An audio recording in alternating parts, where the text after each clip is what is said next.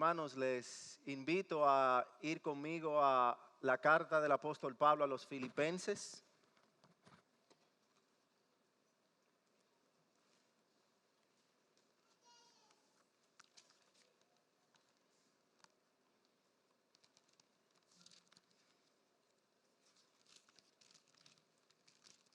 Estamos en el capítulo 2.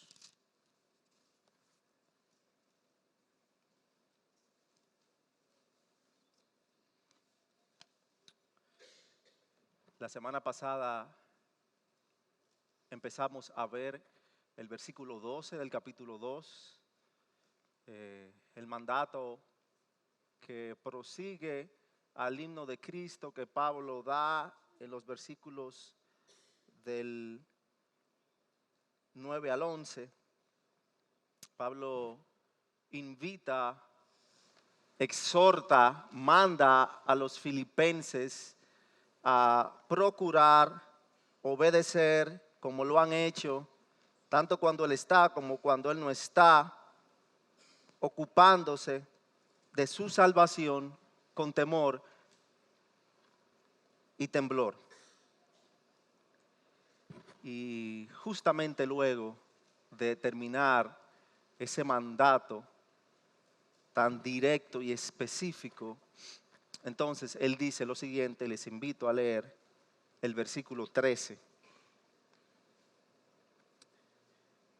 Porque Dios es el que en vosotros produce así el querer como el hacer por su buena voluntad. Es Dios quien produce en vosotros así el querer como el hacer por su buena voluntad. Les pido orar conmigo pidiendo la dirección de Dios en este momento. Padre, exaltamos tu nombre, Señor. Te alabamos por quien eres y por lo que haces. Y en medio de nuestras debilidades, nos refugiamos en ti, nos paramos en ti, la roca eterna, la roca fiel. Y pedimos, oh Dios, que obres en nuestros corazones, que ilumines nuestras mentes, confrontes nuestros corazones, para que podamos desear y hacer tu voluntad, desear y hacer lo que a ti te agrade. Oramos en el nombre de Jesús. Amén y amén. Hermanos, tenemos un Dios que es personal. De las muchas religiones del mundo, solamente hay 3 religiones que describen a un Dios o que adoran a un Dios que dicen que puede ser conocido. El Islam, el judaísmo y el cristianismo. Pero de estas 3 religiones, solamente el cristianismo describe o adora a un Dios que no solamente puede ser conocido, sino que es un Dios enteramente relacional, tanto consigo mismo en la Trinidad como con su pueblo. Él no es un ser que está distante de sus adoradores. Él no es un ser que quiere ser adorado y está ya lejano sin escuchar o sin atender las peticiones de sus adoradores, sino que Él es un ser que se relaciona y que es enteramente individual con cada uno de los creyentes. Esto es visto en varios aspectos. La parte relacional y única de Dios con cada uno de los suyos es visto en varios aspectos. Número 1, en que Él quiere ser conocido por su pueblo. Él no solamente quiere que le adoren, sino que Él le dice a su pueblo que le conozcan. En Jeremías capítulo 9, versículo 24, nos dice: mas alábese en esto el que se hubiese de alabar, en entenderme y conocerme, que yo soy Jehová, que hago misericordia, juicio y justicia en la tierra, porque estas cosas quiero, dice Jehová. Y la manera en que Él quiere que le conozcamos no es una manera volátil o una manera abstracta. Él quiere ser conocido de manera personal por los suyos como su creador, como su sustentador, como su juez. Y para aquellos que vienen en arrepentimiento y fe a Él, Él quiere ser conocido como su Padre. O sea que el hecho de que Dios quiere ser conocido nos habla de lo relacional e individual que Él es con los suyos. Él no quiere ser un Dios lejano, Él quiere que le conozcamos. El segundo aspecto que nos habla de lo personal y relacional que es nuestro Dios es el Evangelio esencialmente en la encarnación de Cristo. El cristianismo es la única religión que enseña que el Dios al cual adoramos es tan personal y directo con los suyos que Él se hizo uno de nosotros para rescatarnos por su amor, por lo personal, por lo directo que Él es. Esto lo vemos muy ejemplificado en Romanos capítulo 5, versículos 8 al 11, donde Pablo dice, hablando de ese amor relacional de Dios por el cual Cristo se hizo hombre, mas Dios muestra su amor para con nosotros, en que siendo aún pecadores, Cristo murió por nosotros. Pues mucho más, estando ya justificados en su sangre, por Él seremos salvos de la ira. Porque si siendo enemigos fuimos reconciliados con Dios por la muerte de su Hijo, éramos enemigos de Dios. Le rechazamos, pero Él es tan relacional y directo con su creación, con los suyos, que Él hizo que su Hijo Jesucristo viniera a la tierra y muriera para que pudiésemos tener una relación, para que estuviésemos reconciliados con Él. Y no solo esto, dice en el versículo 11 Pablo, de Romanos 5, sino que también nos gloriamos en Dios por el Señor nuestro Jesucristo, por quien hemos recibido ahora la reconciliación. O sea, que el hecho de que Dios demanda ser conocido y que nos gocemos en que le conocemos, nos habla de lo relacional que es Él. El hecho de que Él se hizo hombre para que nos pudiéramos reconciliar con Él, también nos habla aún más de su deseo de relacionarse, de participar en la vida de los suyos. Pero hay un hecho que para mí es el hecho que más nos habla de lo relacional, personal y directo que es nuestro Dios. Y eso es el hecho de que no solamente Él quiere que le conozcamos, de que no solamente Él vino a salvarnos, sino que Él viene a habitar en los suyos. No es solamente que yo te voy a guiar y te voy a dar una mentoría o te voy a dar un modo por el cual debes vivir. Yo voy a habitar en ti. Dice 1 Corintios capítulo 6 versículo 17. Pero el que se une al Señor, un espíritu es con Él. Y más abajo, en los versículos, a partir del versículo 19, Pablo dice, hablándole a creyentes que la iglesia en Corinto necesitaba saber que estaban unidos con Cristo, que Cristo no estaba lejano, sino que Cristo estaba morando dentro de ellos si eran creyentes. Pablo les hace esta pregunta. ¿O ignoráis, en el versículo 19 de 1 Corintios 6, o ignoráis que vuestro cuerpo es templo del Espíritu Santo, el cual está en vosotros, el cual tenéis de Dios y que no sois vosotros? Porque habéis sido comprados por precio. Glorificad pues a Dios en vuestro cuerpo y en vuestro espíritu, los cuales son de Dios.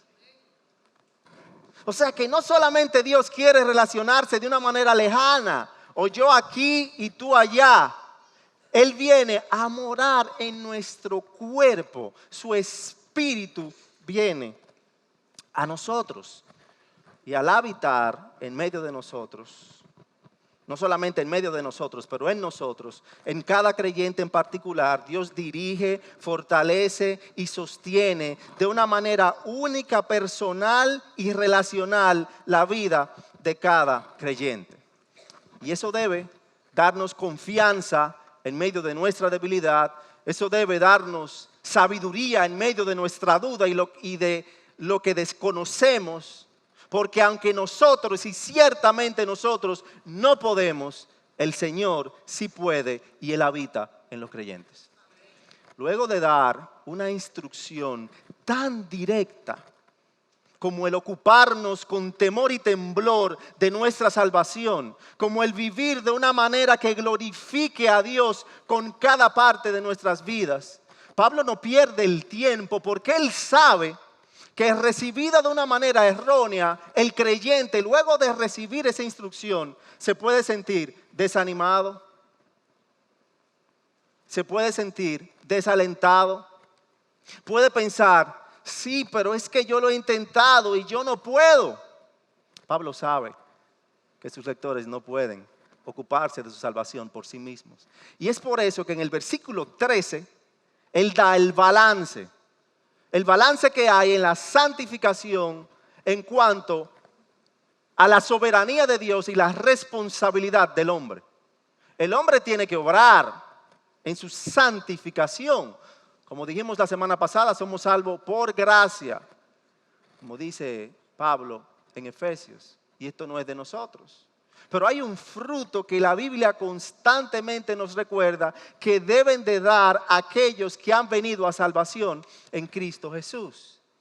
Ahora, ese obrar y esa búsqueda de la santidad no puede ser hallado en nosotros mismos, sino que hay un motor de arranque que inicia el trabajo en nosotros. Y eso es lo que Pablo viene a hablar aquí en el versículo 13.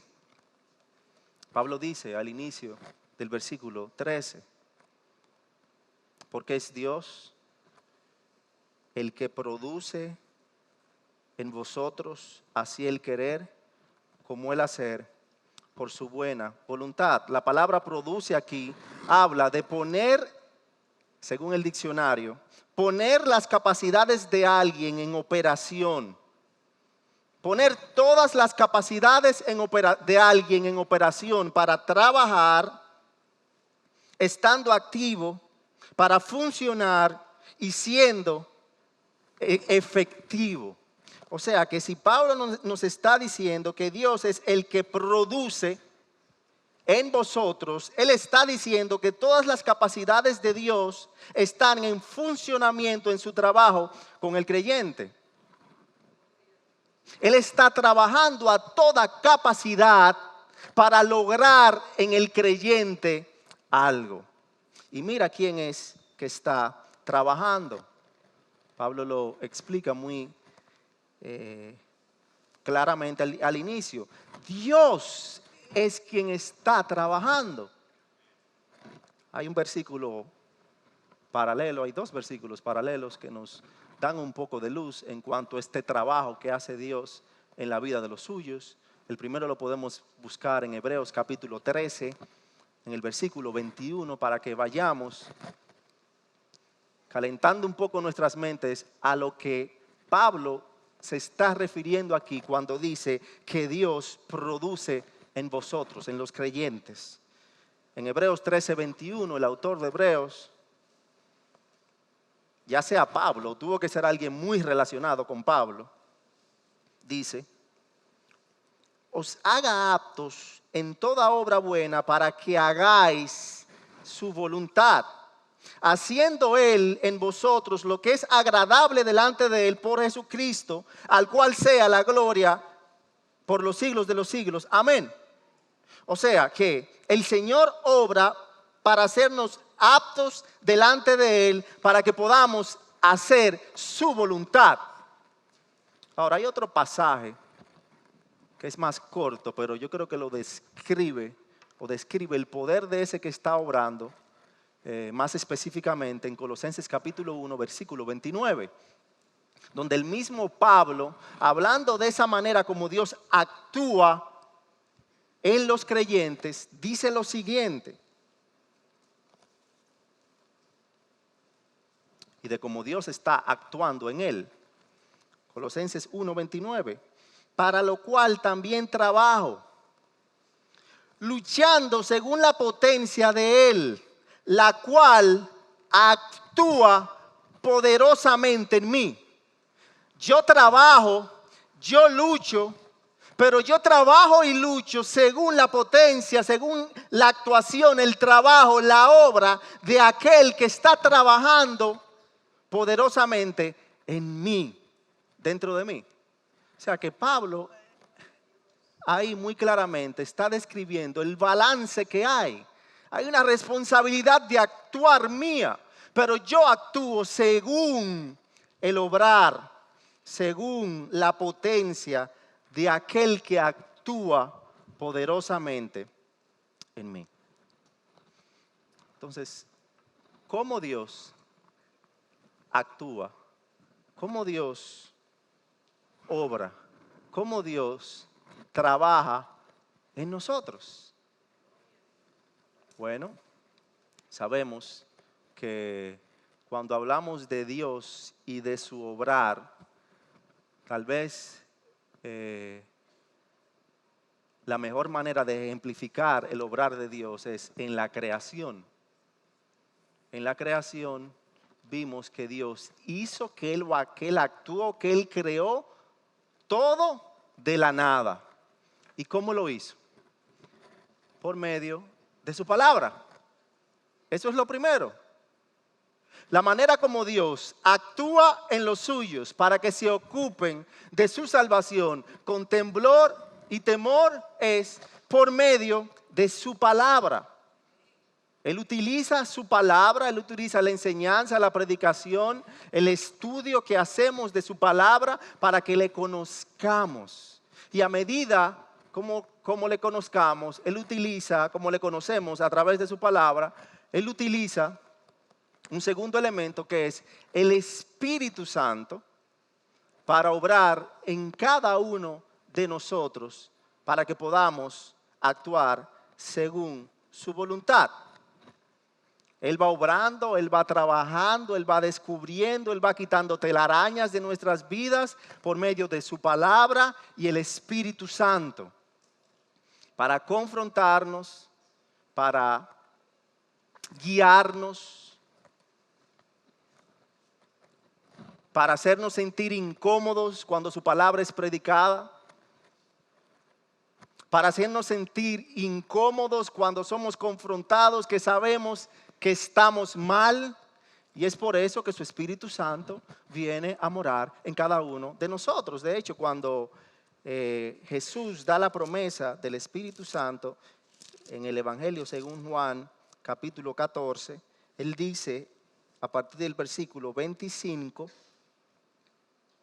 os he dicho estas cosas estando con vosotros, mas el Consolador, el Espíritu Santo, a quien el Padre enviará en mi nombre, Él os enseñará todas las cosas y os recordará todo lo que yo he dicho.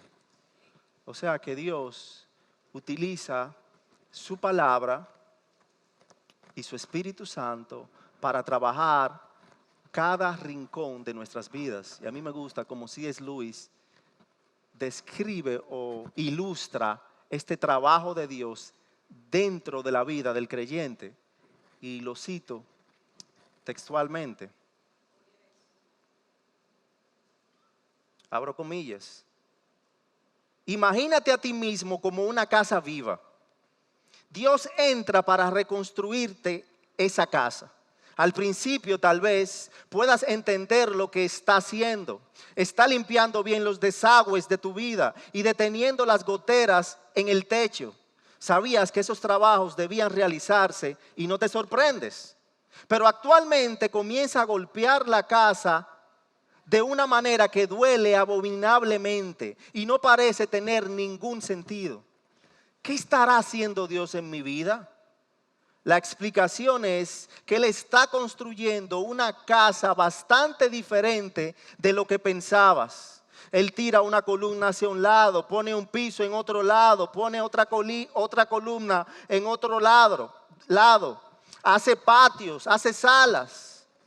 Pensabas que te convertían en una casita decente, pero está construyendo una mansión, un palacio con tu vida. Tiene la intención de venir y vivir en él mismo.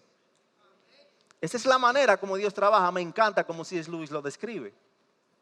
Porque habla de cómo al inicio, cuando Dios lo llama a la fe, uno piensa, bueno, yo tengo que arreglar tal cosa, ahora yo soy cristiano y tengo que arreglar tal otra. Pero a medida como el Espíritu Santo va morando en uno, Él va descubriendo cosas que uno se pregunta, ¿y qué es lo que está haciendo? A medida como la palabra de Dios va obrando y va penetrando, como dice Hebreos capítulo 4, va penetrando el corazón de uno como una espada.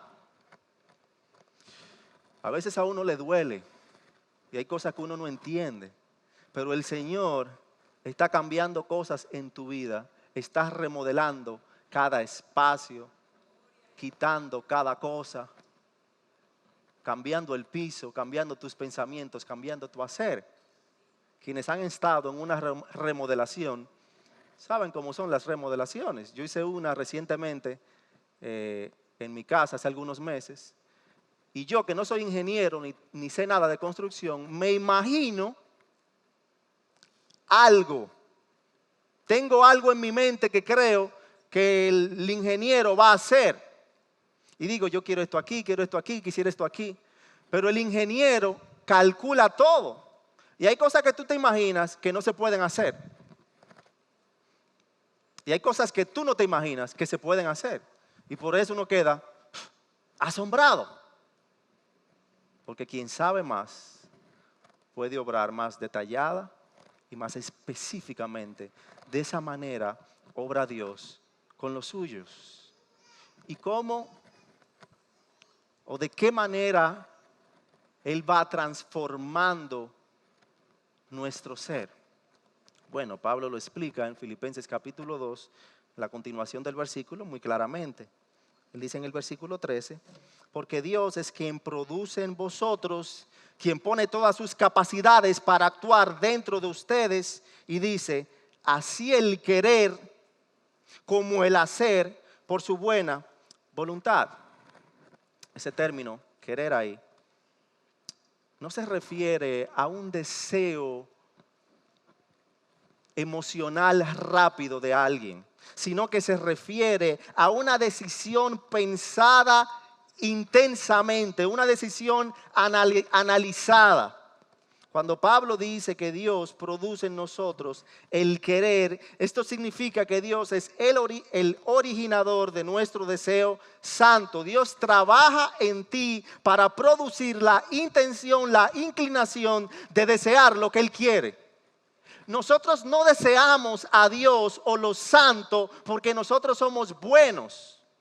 Nosotros deseamos a Dios y lo santo porque Él inicia ese deseo en nosotros. Recuerda Proverbios capítulo 21, versículo 1, donde el escritor dice, como los repartimientos de las aguas, así está el corazón del rey en la mano de Jehová. A todo lo que quiere, a todo lo que Dios quiere, lo inclina. Pero nuestro deseo es nuestro deseo. Porque viene la pregunta, o sea, Dios inclina, como dice Proverbios 21:1, Dios inclina el corazón del rey a lo que Él quiere. Pero entonces viene la pregunta, si Dios es quien trabaja o quien inclina el querer, ¿es realmente nuestro querer? Si Dios es quien produce, como dice Pablo, el querer, entonces, ¿realmente nuestro querer es nuestro querer? Sí, Dios es quien lo produce y sí es nuestro querer. Porque número uno, Dios es solamente el motor que inicia nuestro querer, el motor de arranque de nuestro querer, porque nosotros no podemos querer sin que Él inicie ese proceso. Pero el deseo, el querer es de nosotros. ¿Entendemos? Nosotros estábamos muertos en nuestros delitos y pecados. No tenemos la capacidad de querer a Dios, de querer lo santo. Y Dios inicia por la obra de su palabra y su Espíritu Santo el deseo de querer. Pero aunque Él lo inicia, hay una responsabilidad del hombre, pues el querer es del hombre y el querer es de Dios. Va todo de la mano. Yo creo que un versículo que nos ilustra o hace entender cómo va de la mano el que Dios inicie nuestro querer y que sea nuestro querer, el que Dios inicie nuestra voluntad y que sea nuestra voluntad, es la explicación que da Pablo de un caso en 2 de Corintios capítulo 8, en los versículos 16 y 17, donde Pablo dice lo siguiente, y tal vez esto te ayuda a entender que el querer es iniciado por Dios, pero el querer es tuyo. Dice Pablo lo siguiente: pero gracias a Dios que puso en el corazón de Tito la misma solicitud por vosotros. Él puso eso en Tito, pues a la verdad recibió la exhortación, pero estando también muy solícito, por su propia voluntad partió para ir a vosotros. Dios inició ese querer, puso eso en su corazón, pero Él tuvo que seguir el querer. ¿Entendemos? Y cómo Dios trabaja o inicia el querer, el desear en nosotros. El pastor John MacArthur en su comentario da 2 puntos que yo encuentro muy buenos, muy en el punto de cómo Dios trabaja en nosotros los creyentes el querer para llevarnos a que sea su querer. Número 1 es la insatisfacción santa. La insatisfacción santa. Esto quiere decir que estás insatisfecho con tu santidad. En otras palabras, Dios hace que no te guste tu presente espiritual actual, tus debilidades, tus flaquezas, lo propenso que eres a no desear a Dios. Dios trabaja nuestro querer haciéndonos ver nuestra pecaminosidad y nuestra debilidad. Pablo, quien escribe, es buen ejemplo de eso cuando dijo en Romanos capítulo 7, versículo 24, miserable de mí, ¿quién me librará de este cuerpo de muerte? Pablo estaba consciente de su pecaminosidad. Él estaba insatisfecho espiritualmente. Yo creo que hay un versículo del mismo Pablo aquí en Filipenses capítulo 3 que nos enseña también ese descontento, esa insatisfacción de Pablo con su cuerpo de muerte. En Filipenses capítulo 3, en el versículo 12, Pablo dice, no que lo haya alcanzado ya, ni que sea ya perfecto. O sea, él sabe que independientemente de que él sea Pablo, uno de los hombres, si no el hombre más usado por Dios en la iglesia primitiva, él sabe, yo no lo he alcanzado ya. Hay una insatisfacción espiritual que él tiene. En el versículo 13, él inicia diciendo algo similar. Hermanos, yo mismo no pretendo haberlo ya alcanzado. Él sabe lo insatisfecho que está con su cuerpo terrenal. Él conoce su propia pecaminosidad. Y Dios utiliza esa insatisfacción para hacer que nuestro querer sea cambiado, para activar el querer en nosotros. Pero eso involucra madurez. Eso involucra madurez. Eso involucra estar conociendo a Dios en su palabra y estar relacionándonos los unos con los otros. ¿Por qué?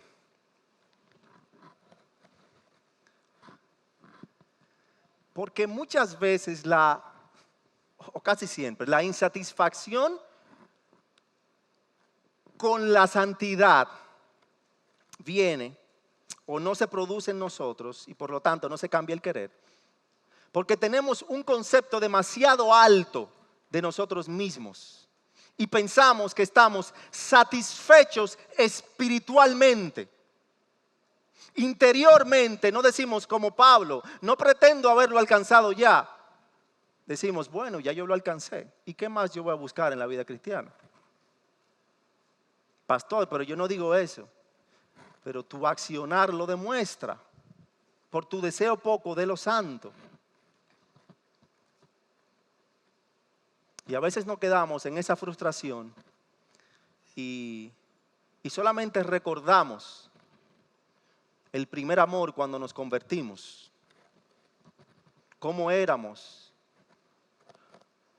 lo vigilante que éramos, lo tanto que evangelizábamos, lo tanto que veníamos a nuestra palabra. Y pensamos, bueno, eso es solamente del primer amor, pero ya yo estoy en una condición que no es igual. Mentira. Ese mismo querer del inicio debe seguir en la vida de cada uno de nosotros. Lo que pasa es que no pasamos de leche a carne y nos seguimos comportando como niños. Y es por eso que Dios causa en nosotros insatisfacción santa. Y lo segundo que Dios usa para cambiar nuestro querer es la ambición santa que va de la mano. Estoy insatisfecho por cómo estoy viviendo, por mi pecaminosidad, por la manera como me estoy conduciendo, porque soy propenso a esto. Un lado, pero número dos, tengo una ambición santa. Quiero proseguir, quiero cambiar, quiero mejorar en mi vida espiritual. El ejemplo perfecto, Pablo, en Filipenses 3, 12 y 13, los versículos que leímos. Él presenta en la primera parte de los dos versículos una insatisfacción por su cuerpo actual. Yo sé que no lo he alcanzado, yo sé que no soy perfecto, pero ¿qué sigue diciendo en el versículo 12? Si no, o pero, como dicen otras traducciones, prosigo por ver si logro asir aquello para lo cual fui también asido por Cristo Jesús. El hecho de que no soy perfecto, de que no lo haya alcanzado, no me detiene, sino que me impulsa para proseguir. En el versículo 13, él dice, hermanos, yo mismo no pretendo haberlo ya alcanzado, pero una cosa hago, olvidando ciertamente lo que queda atrás y extendiéndome a lo que está delante. Prosigo a la meta, al premio del supremo llamamiento de Dios en Cristo Jesús. Dios nos hace odiar lo que a nosotros nos agrada para que podamos desear lo que a Él le agrada. Él nos hace rechazar, detestar lo que a nuestra carne le agrada para que nuestro espíritu busque lo que a Él le agrada.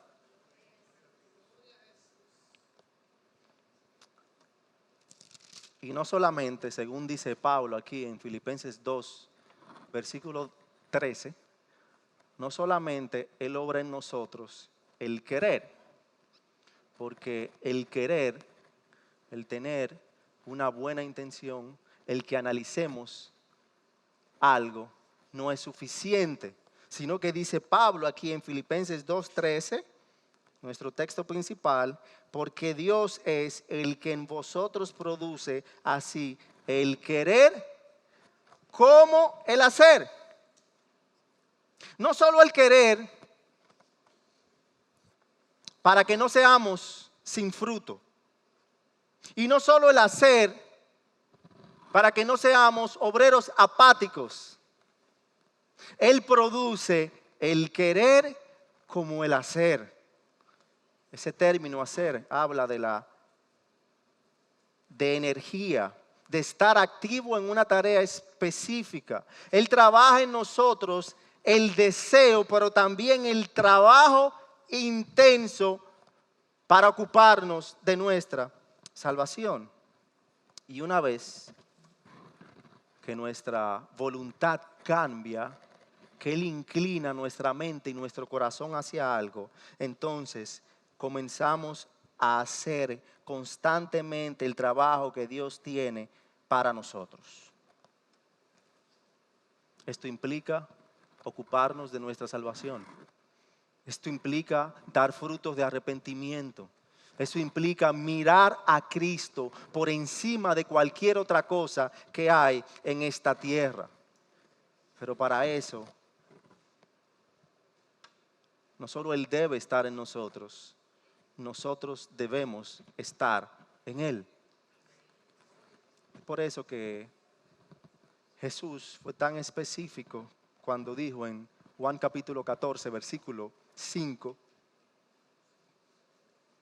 yo soy la vid, vosotros los pámpanos.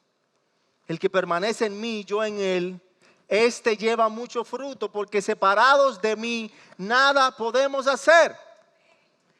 Nada podéis hacer. El pensar en la santidad, el pensar en la disciplina espiritual nos puede volver exhaustos y frustrados si buscamos hacerlo por nuestras propias fuerzas.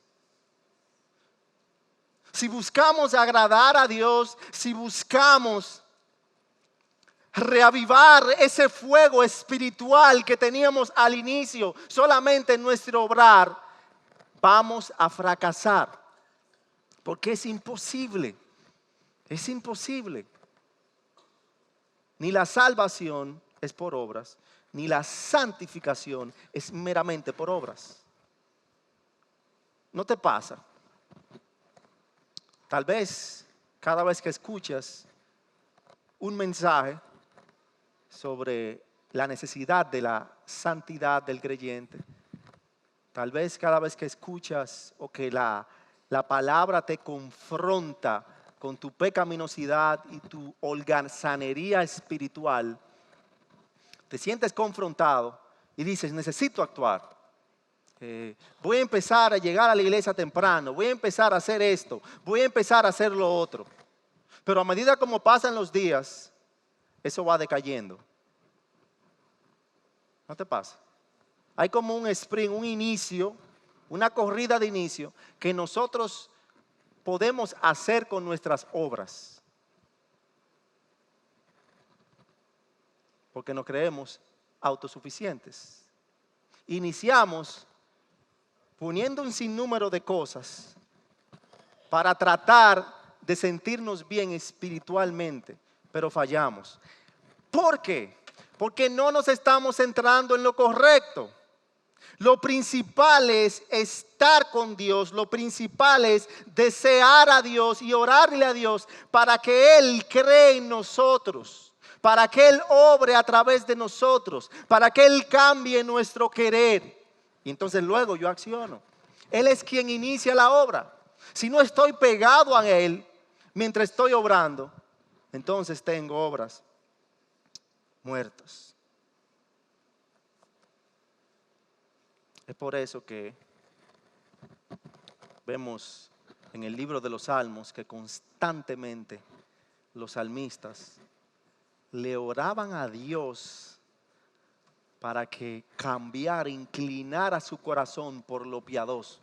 No solamente yo quiero hacer, sino que Dios cambia mi mente, cambia mi corazón. El Salmo 51, versículo 10. Crea en mí, oh Dios, un corazón limpio y renueva un espíritu recto delante de mí. El Salmo 119, versículo 36. Inclina mi corazón, oh Dios, a tus testimonios. El Salmo 119, versículo 18. Abre mis ojos y miraré las maravillas de tu ley. A medida como tú estudias, hermano, a medida como tú buscas lo santo, órale a Dios y pide que incline tu corazón para permanecer en Él. Yo sé que puedes estar aquí y sentirte en una apatía o lejanía espiritual que te tiene inactivo en tu vida espiritual personalmente. frustrado en tu caminar con Dios, frustrado en la relación con tu pareja, de no saber qué hacer. ¿Cómo voy a guiar a mi esposa? ¿Cómo voy a guiar a mis hijos? Frustrado en la manera como constantemente olvidas tu devoción diaria a Dios, tu vida de oración. Frustrado en cómo sigues recayendo al pecado. Y esa frustración, así como es usada por Dios para que tomemos acción y caminemos por el camino correcto, también es usado por el enemigo para hacernos estar abajo. Es usado para hacernos pensar que no podemos hacer nada y que nunca vamos a lograr nada. Y es la realidad. Si sigues pensando así, nada podéis hacer. Pero ahí en tu frustración, en tu debilidad, en lo que estás consciente que necesitas mejorar y has luchado por tanto tiempo, pídele a Dios, órale y dile: Dios, inclina mi corazón a ti, crea en mí un corazón limpio. Recuerda quién es que la Biblia está diciendo que cree en nosotros el querer como el hacer. Es aquel que de la nada hizo algo. O sea que independientemente en el hoyo que estás, independientemente qué tan bajo estés, así como Dios de la nada hizo algo, contigo Él de la nada puede hacer algo. No te frustres. No te frustres. Deja que esa decepción que tienes por tu vida espiritual, por cómo ves que van pasando los años y no vas prosperando espiritualmente en tu vida cristiana, que Dios la use para que puedas levantarte por medio de Él. Que puedas esperar en Él, que puedas caminar diariamente con Él y que levantes vuelo como las águilas. Que no sigas en el piso como alguien que no tiene padre. Pues tú tienes al Padre espiritual, que es Dios. Y Él te ha dado los mejores recursos para cambiar tu voluntad y dejar de andar en el estiércol, en la basura de este mundo y mirar lo glorioso de lo eterno que Él ha preparado para con nosotros, sus hijos. Y si tú estás aquí y no eres creyente, si tú estás aquí y no has confesado a Jesús como tu Señor y Salvador, tú estás doblemente perdido. Porque tú estás muerto. Y tú mismo, aunque vengas a la iglesia, aunque hagas lo que hagas por tus propias obras, no podrás agradar a Dios. Puede ser que el buscar lo espiritual de cuando en vez calme tu conciencia, pero eso es erróneo, eso es una mentira. Porque lo que Dios quiere a final de cuentas con nosotros, con su creación, no es calmar nuestra conciencia. Lo que Dios quiere con nosotros, con su creación, no es hacernos andar moralmente correcto. Lo que Dios quiere es que le glorifiquemos con nuestras vidas. No es que logremos. Dios no es el mayor coach que hay en la vida. Dios no quiere hacer de tu mejor vida ahora. Dios no quiere que logres muchas cosas en esta tierra y que te conduzcas moralmente bien. Dios quiere que te rindas ante el Señor y Salvador Jesucristo, quien Él envió como paga por nuestros pecados. Que le confieses como tu Salvador, quien te salvó de la condenación del pecado, del lago de fuego, del infierno, quien te salvó de Dios mismo. Que le declares como tu Señor y que le digas: toma mi vida, me entrego a ti por completo. Y aunque no creas tener el deseo, aunque no creas poder actuar como aquel cristiano actúa, aunque creas que como esa persona actúa tú eres muy malo y no podrás ser así, Dios te promete hacer el cambio, pues Él es quien crea en el hombre el querer como el hacer. Él puede hacer de ti todas las maravillas que Él ha determinado de la nada en el pecado donde tú estás. ¿Cuál será tu decisión hoy? Es nuestro deseo que tanto creyentes como no creyentes podamos orar hoy, decirle: Dios, enséñame tu camino, inclina mi corazón a ti y hazme vivir enteramente para tu gloria.